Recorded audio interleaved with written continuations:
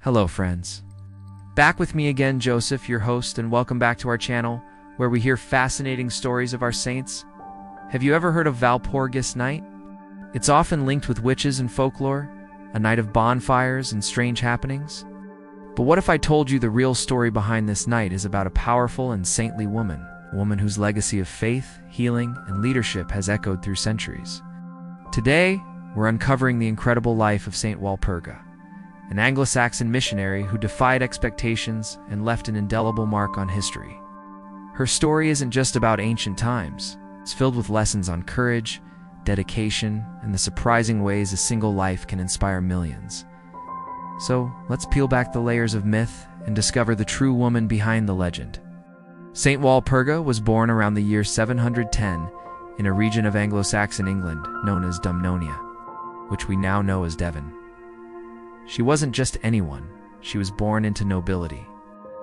Her father was Saint Richard the Pilgrim, a West Saxon underking, and her mother was Saint Juana of Wessex. If that sounds like a holy family, you're right. Her two brothers were also destined for sainthood, Saint Willibald and Saint Wunibald. Imagine growing up in a household where faith wasn't just a Sunday affair, but the very fabric of your family's identity. From a young age, Walpurga was surrounded by a deep sense of spiritual purpose. At just 11 years old, a time when most children are just beginning to figure out the world, Walpurgis's path was set. She was sent to Wimborne Abbey in Dorset, a renowned double monastery that was famous for its learning and piety. This wasn't a punishment or an unwanted obligation. For Walpurga, it was a calling. She fully embraced the religious life, dedicating herself to prayer, study, and service. For the next 26 years, Wimborne Abbey was her world. She received a superb education, becoming well-versed in both Latin and English, and eventually writing her brother's biographies. This period of her life teaches us a profound lesson. Dedication to a higher purpose, embraced at a young age, can shape a life of extraordinary significance. Walpurga's time at the Abbey wasn't just a waiting period. It was a preparation for the great mission that lay ahead. While Walpurga was honing her spiritual and intellectual skills in England, her family was making waves across the Channel. Her uncle, the great missionary Saint Boniface, was on a monumental mission to evangelize the pagan Germanic tribes in Francia. Her brothers Willibald and Wunibald had already left England to join him in this challenging and often dangerous work. They were carving out a new spiritual landscape in a land resistant to change.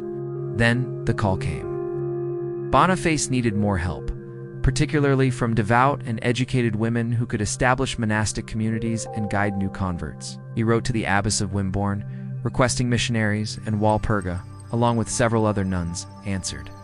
Imagine the courage it took. She was leaving the only home she had known for over 2 decades, a place of safety and scholarship, to venture into a foreign, untamed land. The journey itself was perilous. Storms were a constant threat to ships crossing the Channel. Legend says that during one particularly violent tempest, Walpurga knelt on the deck of the ship and prayed. Miraculously, the storm calmed. This event is believed to be the origin of her patronage for sailors and her association with protection against storms. Once she arrived in Francia, her mission began in earnest. She and her fellow nuns became instrumental in assisting Boniface, bringing not just faith but also education, medicine, and organized community life to the German people. Her journey shows us the power of selfless commitment. It's about having the courage to step out of your comfort zone to serve a greater good, trusting that your faith will guide you through the storms of life. After arriving in Germany, Walpurga's journey of leadership truly began. Her brother Willibald had founded a double monastery in a place called Heidenheim am Honigkom. It was a beacon of Christianity in a largely pagan region. Heidenheim, which literally means pagan's home, was a challenging place to establish a Christian foundation. Following Winibald's death in 761, a critical leadership vacuum was created. Who could possibly step into his shoes and continue this vital work? The answer was his sister Walpurga.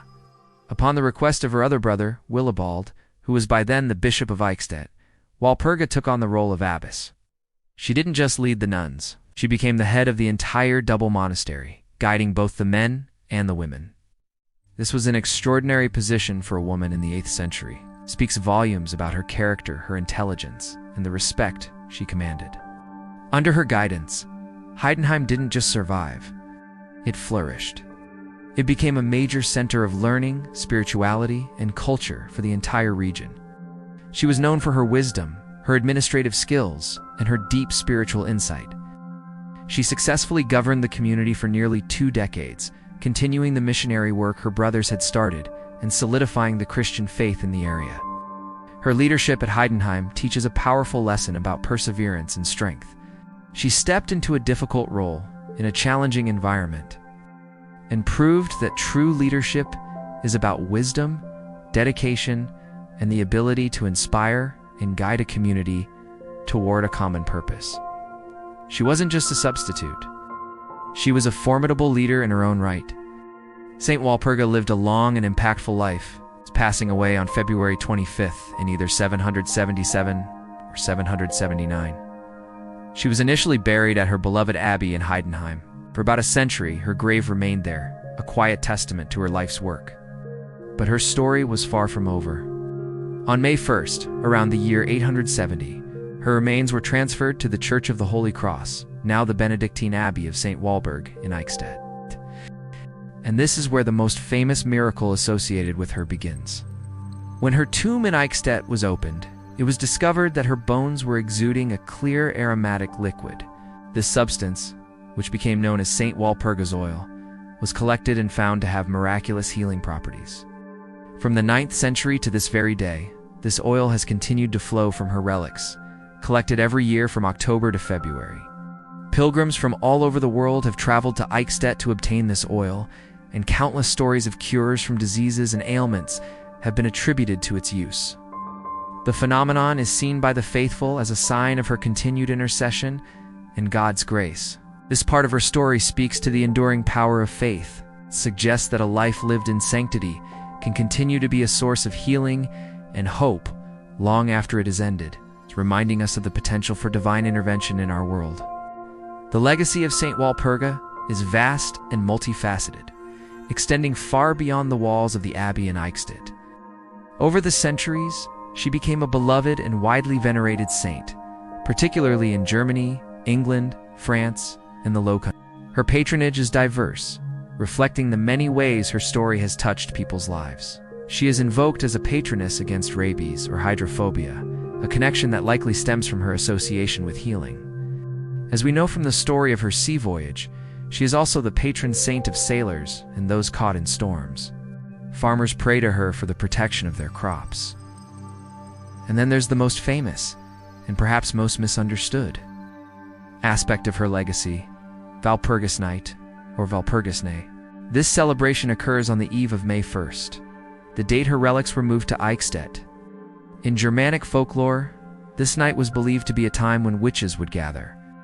Christians began to pray to Saint Walpurga on this night for protection against evil, and the tradition of lighting bonfires, originally a pagan custom to ward off spirits, was co-opted into the Christian celebration. So ironically, a night popularly associated with witchcraft is actually named for a saint who was invoked to protect people from it. Saint Walpurga's enduring influence is a testament to a life devoted to God. Her story is not just a historical account. It's an inspiration, showing how virtue, courage, and faith can create a legacy that shines brightly through the ages, guiding and protecting future generations. Thank you so much for joining me on this journey into the life of Saint Walpurga. It's amazing how a story from over 1,000 years ago can still hold so much meaning for us today. If you enjoyed uncovering the truth behind the legend, please hit that like button and subscribe for more deep dives into fascinating historical figures. Let me know in the comments what you found most inspiring about Saint Walpurga's life. Take care, everyone. Stay safe and healthy as usual. See you in the next video, and God bless you always.